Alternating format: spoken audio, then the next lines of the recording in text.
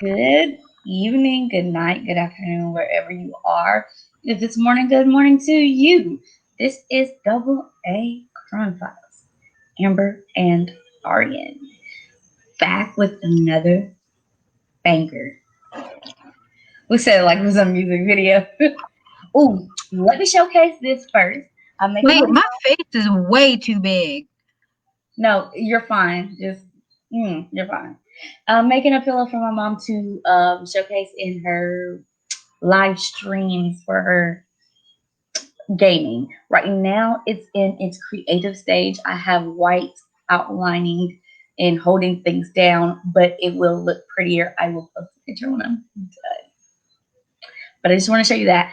Secondly, I want to ask Arian, did you check out my second episode of my personal Girl, I took me a nap. What you talking about? You can even I ask your daughter. figured all my friends suck. Terrible. I know y'all didn't check out my second episode because nobody texted me. I got mad texts on my first episode and comments. And then on my second episode, it's crickets.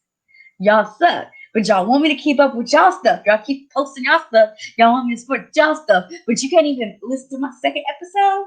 Girl, I was knocked out of sleep.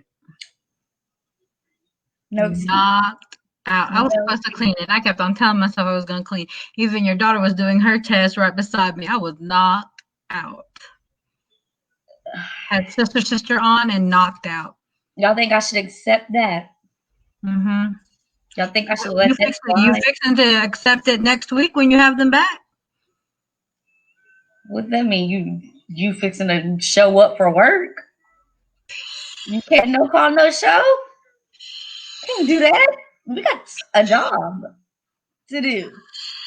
No, we get Thursday night and okay, so Arian wants to end it on 32 episodes. So today's episode is actually episode number 30. So 32 would mean that that Tuesday would be the last episode of the season, and then Thursday will start season 1. So we do it that way. That means Arian's gonna have 2 cases in 1 week. So she will have a case for Tuesday, and then we'll start from going on further. We'll start Thursdays off with her cases since they're shorter. We can get them out the way, like how we do our double features. How I always put like a short case forward and then the longer at the end. So we'll do that. We'll have hers go on first, and then we'll transition into my unsolved cases after her case. So that's how Thursdays will go after next week. So next week is going to be our transition week. How do you feel about that week? I don't know. We'll see. We'll see how it goes next week. I will have my children back. It'll be chaos, and y'all get back to hearing chaos because I ignored them. Unless somebody says I'm dying, I don't feel the need to intervene. They should be going to bed. It's 9:42, but I hear somebody talking. That's how it is. Well, they also have a friend over. Yeah. Since So they go back. If you have not been listening to any of our podcasts and this is your first time listening to our podcast, we are the world's favorite true crime podcasters via our mouths because we are not typical podcasters. We are not your typical professional. We are friends and we conduct ourselves as such. We do not conduct ourselves as investigators or detectives or reporters or anything like that. We are just simply discussing cases that we like. Also, if you're new to us, we each have our solo podcast that you should also check out to check our individual personalities because together we have one type of personality, separate we are different. And you'll get all those links. But anyway, today I have a case for you that was picked out by my husband. And it is crazy because the girl has my name. And the girl is pretty much, I was reading this thing and I was like, oh my God, this girl's like me, Arianne, and Penelope Garcia, all in one. I wish I could have met this girl. She was really awesome. So the girl's name is Amber Eliane Lundgren. I think that's how you say last name. If you're new, you'll know. Arianne and I, we don't pronounce names. We don't know how to speak English properly. Mm-mm. Her reason is she's Filipino. My reason is because she's Filipina. So we don't know. So Amber was born February 7th, 1977. She passed away on June 7th, 1997. Amber was 20 years old. So let's get a history on Amber and let's get to know Amber really well before we dive into the case. So Amber was described as a mature but innocent, creative person. My screen just went out. I can still see you perfectly. Yeah, because y'all can see me, but I gotta move over here, y'all. So y'all are gonna see me look at this monitor because this monitor doesn't go up, but that monitor does. So I can't read my notes on that monitor. I can't trust that monitor. Anyway, I'm on a different monitor.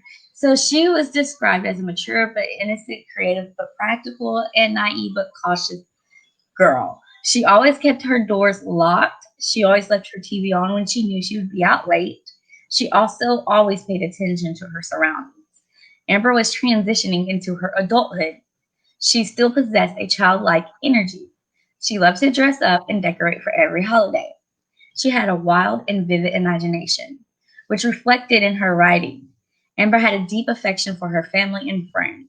She was an only child raised in a single-parent household by her mother, Debbie Lundgren. Amber grew up in Tampa, Florida. She was well behaved and she loved to play softball and she did wonderful in school. She and her mother, Debbie, had a codependent relationship basically because they grew up together.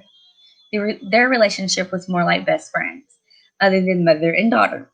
Debbie loved Amber so much that she took endless pictures of her and described her as being a wonderful child and pleasant to be around. She was never a difficult child. When Amber played on her softball team, she was the smallest one. Debbie and Amber talked about everything. Occasionally, her family offered to help her look for her father, which happens to be an absentee father. She doesn't know much about her father. Every single time family offered to help, she declined. She was perfectly content with living her life with the male figures that she had in her family. She just felt she felt really at peace with how her living arrangement was. When her uncle Orvin Lundgren moved to Asheville, Amber and her mother followed him. Now at this time, she spent most of her high school years at T.C. Robertson High School, but she briefly attended Asheville High School, and that's where she graduated. As she grew through school, she started to apply herself less academically. She spent most of her time reinventing her image and having fun. Sometimes she had her hair dark, black, and straight. Sometimes she came off as preppy. Other times she came off as gothic. She started getting tattoos and she got an eyebrow piercing. Debbie wasn't too keen about her appearance changes, and she was always warning her that it could make her life difficult. But Amber would say that anyone that would talk down on her appearance was someone she did not want to be around. Amber taught Debbie so much about how to accept people as they are. Amber did not go to college. However, she did become an assistant manager at Pier 1. On June 15th, Amber and her friend Nadia moved into a nicer apartment and shared the cost of living there. She did have plans to attend college in fall and focus on photography or art at the University of North Carolina in Asheville. She spent most of her private time inscribing cards and collecting letters from friends and recording her feelings in notebooks. Later on, family found a bunch of letters that she never mailed. She would always sign them off with X's and O's, and she decorated her apartment in pink Italian lights and festive themes. Her friends described her apartment as fun, and she loved the colorful and tacky things, and she was definitely really into fairies. She loved meeting new people, and she never judged anyone. Amber loved to dance, so when the nightclub bar code opened, she quickly became a regular. Whenever Amber and her friends went to the club, they had a plan. If they ever got separated, they would all meet back up at Amber's apartment. and spend the night there. This was because her apartment was nearby on Linden Avenue. Amber was the designated driver that night, and if she was to change her mind about drinking, they would call a cab. A former employee of the club stated that the club was the safest place in town, that they kept a bunch of bouncers at the door and on the inside to ensure that no one got any unwanted and awkward attention. And that employee's name was Sean. He went on to say that the club had more bouncers than all of the other clubs in the city. There was rumors going around that Amber was a wild party girl that loved men and alcohol. However, her roommate Nadia debunked that rumor, stating that she rarely ever drank. Authorities state that Amber went missing between 2:30 and 3:30 that day, and the cause was a single stab wound to the neck or upper chest area. At her funeral, she was in a turtleneck for her open casket viewing. Her friends state that she had many defensive wounds and bruises. Some friends recall that they still saw dirt under her fingernails. This was a sign that she fought hard for her life. According to the papers, there was no DNA evidence found, and it doesn't appear that she had a complete autopsy. And if so, then why was there still dirt under her nails? That shows lack in forensic pathologists and medical examiners' job to leave the dirt underneath her nails. There was also no sign that a rape kit was ever used or found if it was used. Her murder to this day terrifies and haunts her friends, and it's hard for them to process it without knowing who killed her and why they did it. The lead investigator on the case was Detective Wellborn. He said that there's no evidence to support that she was ever sexually assaulted. But then again, with the lack of the rape kit and lack of a proper autopsy, we cannot confirm whether she was or not. This really shows lack of workmanship on their part. They really did not do their job. And honestly, if I was her mother, I would cuss them the fuck out. Because that's stupid. The detective later on said that it looked like the killer carried her body towards a small drainage ditch, knowing that the water would cover up her body. But how do we know if that is a true theory if we have no evidence to support that theory? And is this where the crime scene is, or is this a secondary crime scene? We have no idea because they're half-assed on their shit. Very half-assed. So we have literally nothing. We have literally nothing. What we do know is that there was a knife recovered, but of course, they could not confirm if it was the one used to stab her. Again, lack of fucking. They won't do a DNA test on it? No. And then, so I'm assuming that they're calling this circumstantial. But I'm like, what the fuck are you doing? But is there a reason why they won't do any kind of DNA testing or anything? Nope, they're just some lazy asses. That's what I came up with. This happened in Asheville, North Carolina. And I'm reading this case made me feel like Asheville very much failed Amber. And the medical examiners, the forensic people, the detectives, all of them half-assed their job and they fucking sucked. Because this should not be a cold case. There was another detective on the case. He was Detective Taylor. He was from the Asheville Police Department. And he is quoted saying that she did not have a steady boyfriend at the time, even though she dated around. He ended his quote saying that she came from a good home. So I took that as saying he's politely saying Amber wasn't a hoe.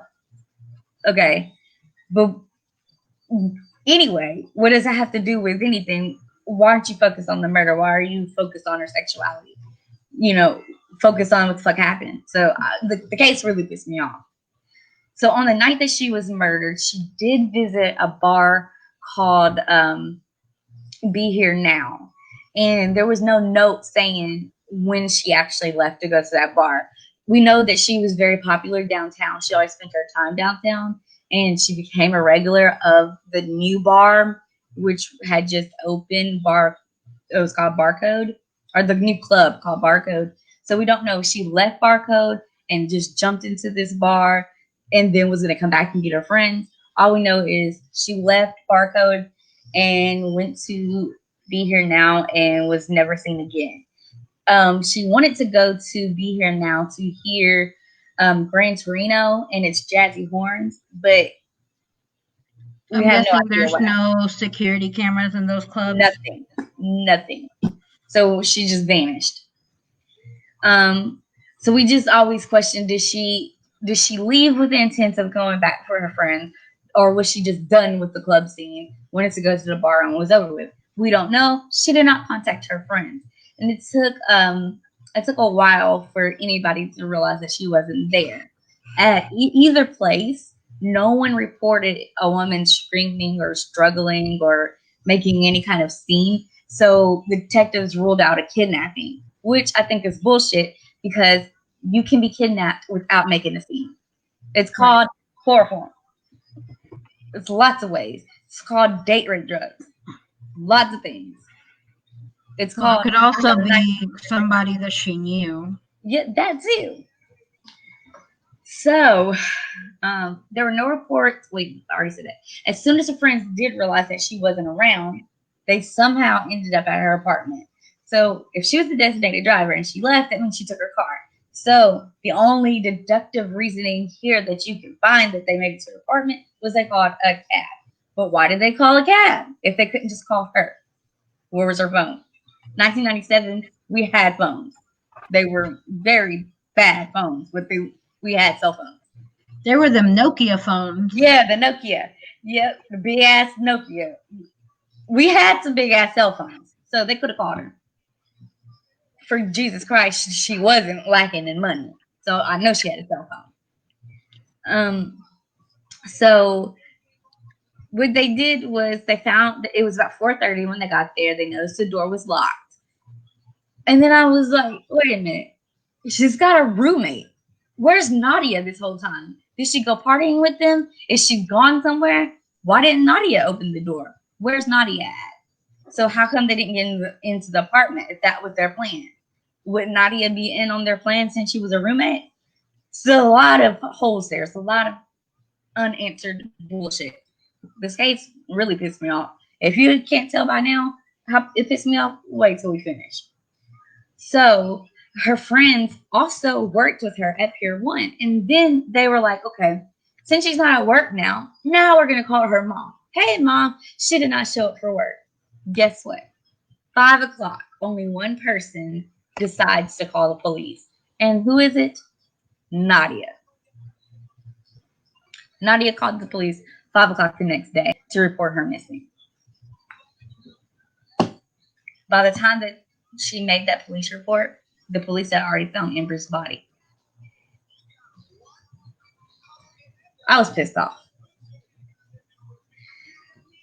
Nadia had to positively confirm her body by looking at a couple of pictures, and the pictures showed tattoos. So she had to positively ID these tattoos.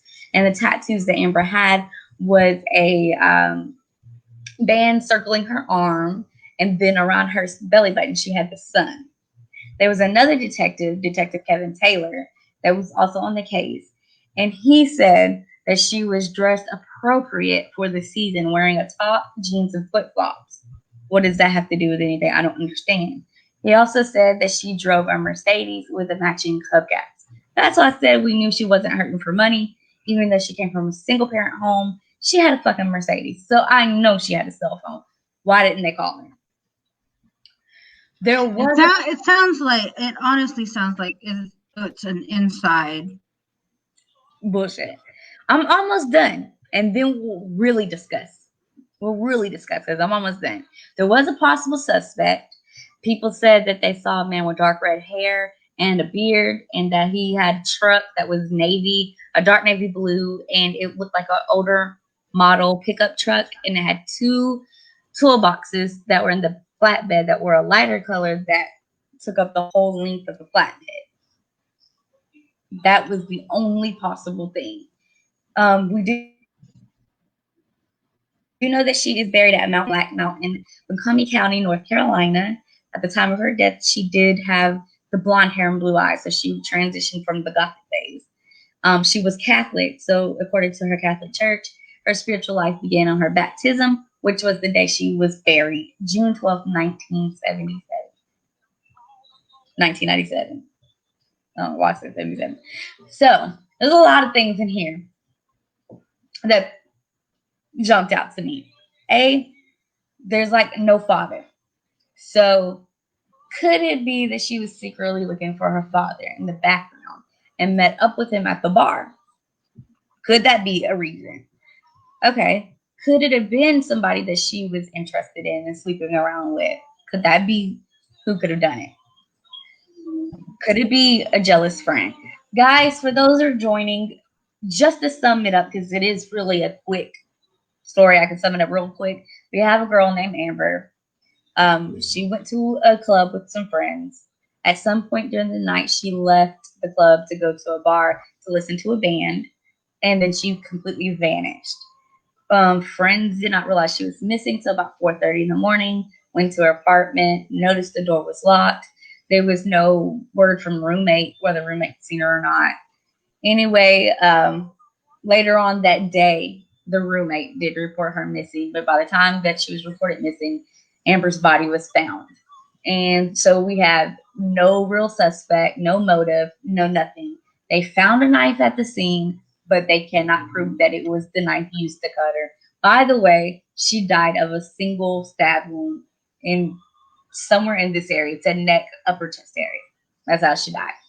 So we literally have nothing to go on. Nobody to question. Nothing. Now, you thought we had some bullshit cases before? This is a bullshit case.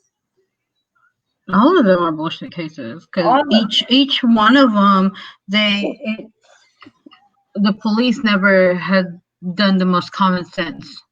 Like this case literally should not be this cold.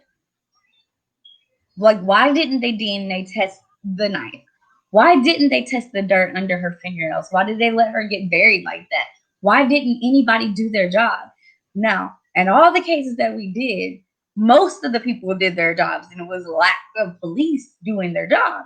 But in this case, everybody failed this girl. Police failed her. Forensics failed her. Medical examiner failed her. What the fuck happened to So the what was the mom doing? living her life? Because honestly, she could have fought that tooth and nail. I mean, because they didn't live together. So literally, the mom could sue them. She didn't live with them. I want to know, where was Nadia that night? Why couldn't she open the door for the friends? Why didn't she know anything? Why didn't they call her? Like, there were cell phones. My mama had a big ass cell phone. I told you, it's them Nokias. A big ass cell phone. I mean, if she's got a Mercedes, she obviously has a cell phone. And so what could have happened to her? What could have gotten her in a situation that caused her to get stabbed in the neck? That's not just that's fucked up. I mean, it's just not something that you go to the club and just come back with a neck wound. Something happened, and nobody is speaking. And I really think friends know what happened.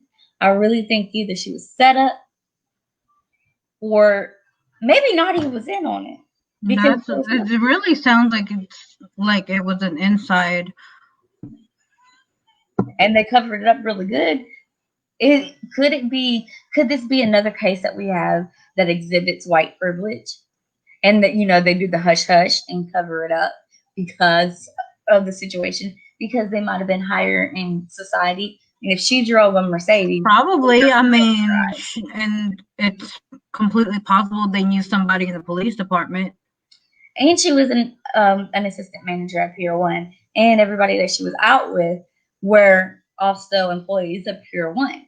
So was there something going on at the job, and they went to silence her, and they were taking her out for fun? And it's a lot of conspiracies you can throw around here. It's a lot of things that you could say, but there's just not enough information. Yeah, at the end of the day, this was very poor work on the Asheville, North Carolina Police Department job. Like, y'all did some bullshit ass work. Everybody in North Carolina that worked this case failed they failed her whole entire family. They failed her because this is bullshit. And the fact that normally I have like 8 to 16 case notes, I have 3 pages on this, and there's nothing. It pisses me off. So anybody want to jump in the comments and hypothesize what they think may have happened? Come up with a conspiracy theory that we can deem believable. What the fuck happened here?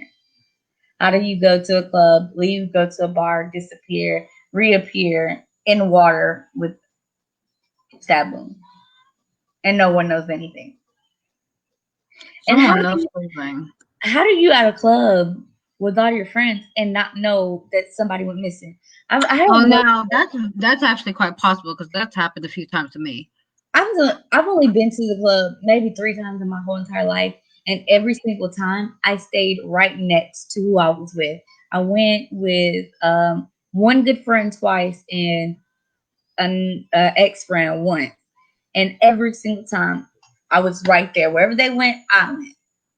And if I felt like somebody was being too touchy on them, I became their lesbian lover. I slapped their ass and I say, "Hey, this is my ass. Get your hands off my girl." And I'd be in a whole relationship. Yeah, see, that wasn't me because I went to the club several times, and honestly, it just like I would go to the table by myself. You gotta stop doing shit by yourself. I just like doing stuff by myself. Well, you need to stop doing that because you're gonna end up dead. Yeah. Look at every case that we put out. They'll be like, "Oh, she's too crazy. We're gonna drop her off right here." You know what? If somebody kidnapped me, and however they kidnap me, if they knock me out, whatever. I'll tell I'll be too fat for them to carry. Yeah, well, I was gonna say that too. For one, I mean, if you want to pick up like a roasted pig, you got me. But anyway, if you by chance happen to kidnap me, and I actually do come to my senses, and you try to torture me, I'm gonna look at you, and I'm just gonna, okay, you're my kidnapper, right? I just woke up. Look at me like a scary kidnapper. Just do it. Just role play with me. Look at me like a scary kidnapper. That's not how they look. Look fearful. Or come on. Angel. Just look. Just do it. I'm an angel. Anyway, since you suck. I do, hence why I don't have kids. That's another continue. Anyway, so I'm kidnapped, right? You're my kidnapper. I just come to. I'm looking at you. You're looking at me. Guess what I'm gonna do?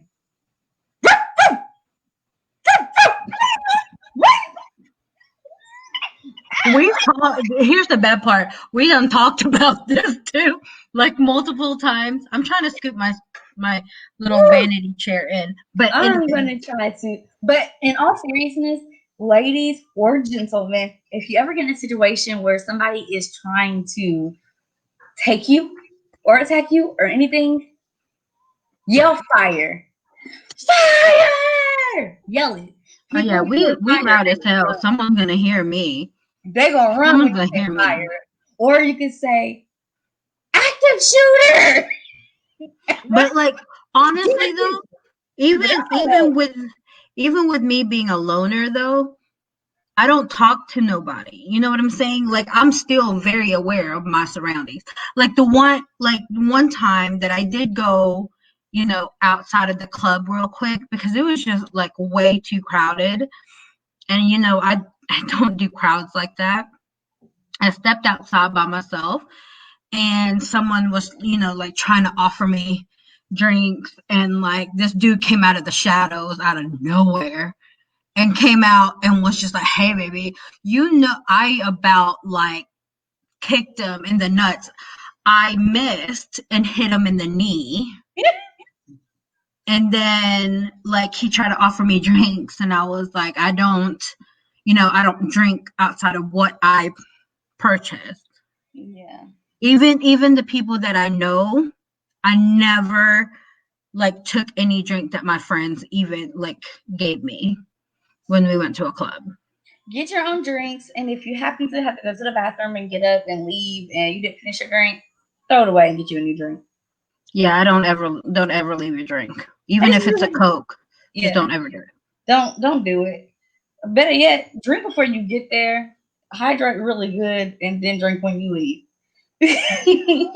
Yeah, I always brought a bottle of water and always had it with me even when I was go through your purse. You know that. You can't bring outside stuff.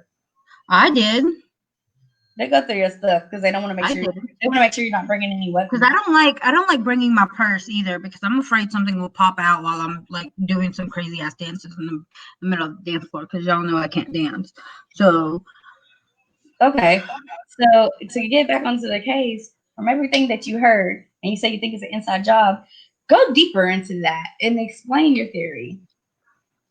There's not really a deep theory into it. I honestly think somebody that she knew did it because if they didn't hear any screams or where was it, like on her way back to the club that it happened? Was it at the bar that it happened? Or because from what it sounds like, I don't think she would have purposely left her friends without them knowing.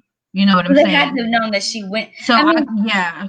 How else does the report have that she went to the bar? Who else would have told that she went to the bar? Right. Somebody so I believe that she told them, "Hey, I'm going here." They told her they weren't going to leave just yet. She wanted to go. She left. Mm-hmm. And either somebody that she knew followed her, you know, or they were in on it ahead of time. Who knows? Could it have been a Meyer from the club?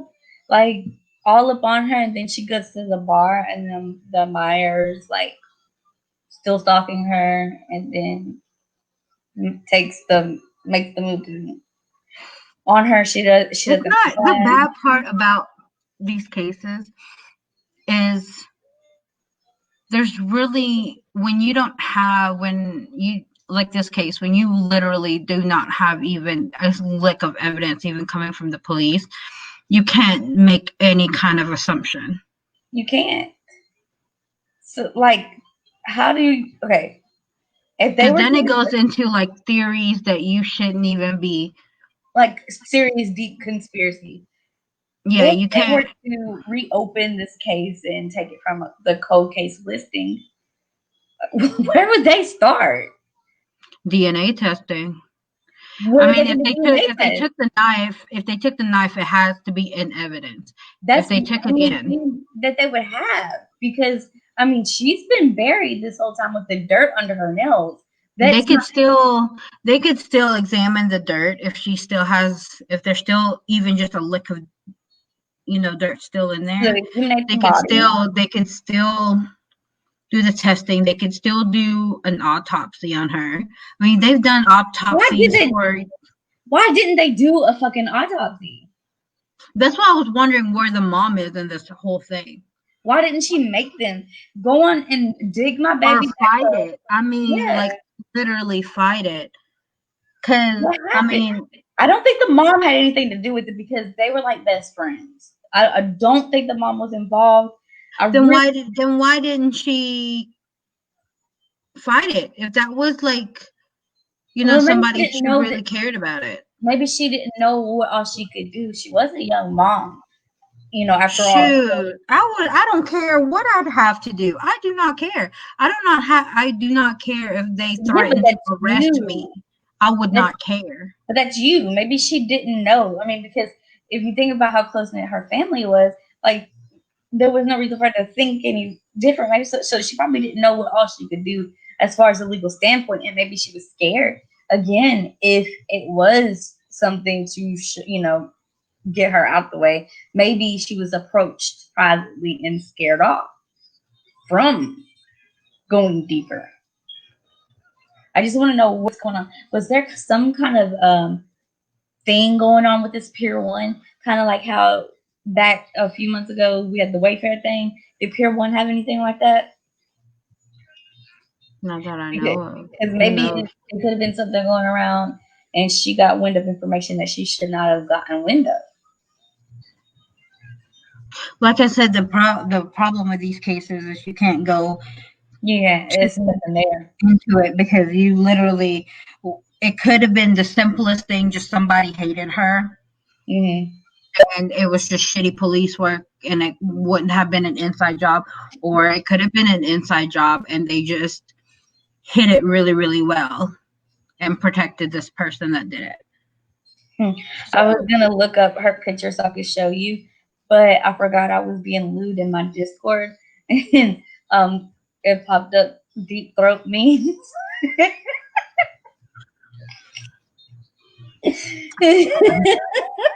Wow. I love my people. I tell you, I like freaking out my people. Okay. So I mean, you can't really, there's multiple things that you can't really. Fairly decent looking lady. Yeah. Let's see. When she was like trying to be gothic, I guess. If I can find it.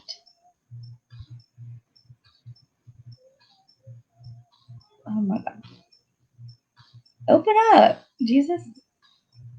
It doesn't want to open up for me. My booty hurts. Where's my hair tie? I don't know if you can see that. It's probably going to be too blurry. Too blurry.